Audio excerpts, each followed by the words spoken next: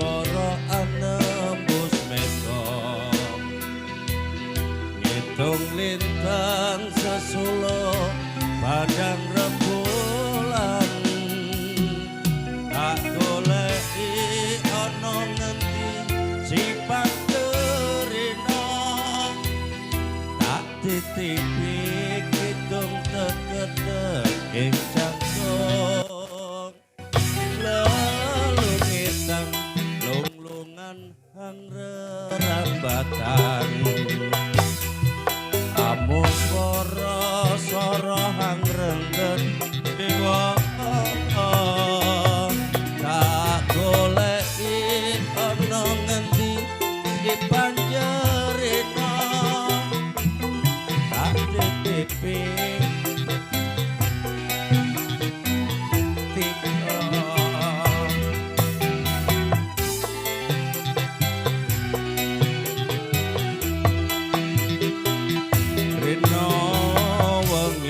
wewayanmu beda atiku singa tirta tak upama kapan boyo aku bisa gegem lintang renggo endah rembulan aku samar kuatir lan muntrap Sekar mekar ing ora-ora kang jengkar kadang tanpa umpama nunggu tumete sing tirta kanggo nelesi luka-luka ketika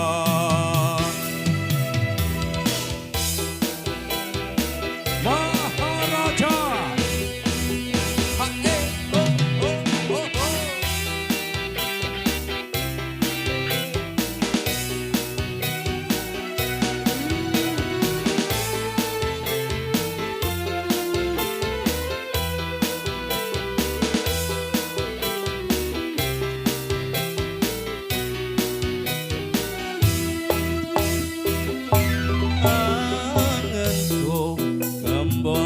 anembus meka ngitung lintang sesulo padang rembulan tak goleki ana ngendi si panjerina tak titipi kidung teketek ing jantung lelumitan lunglungan hang rerambatan amuswara swara hang rengget jiwangga tak kirimi layang titir tak sampirke angin semilir ora krasa sliramu tansah tak pikir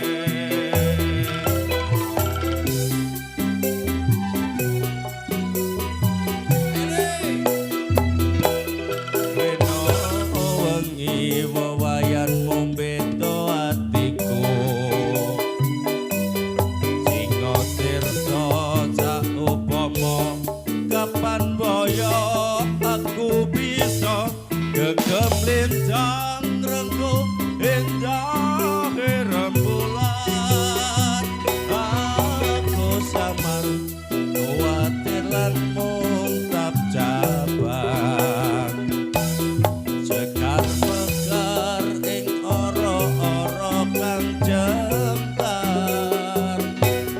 lelakan tanpa umpama nunggu tumete sing tirta kanggo nelesi lungka-lungka ketika kanggo nelesi lungka-lungka ketika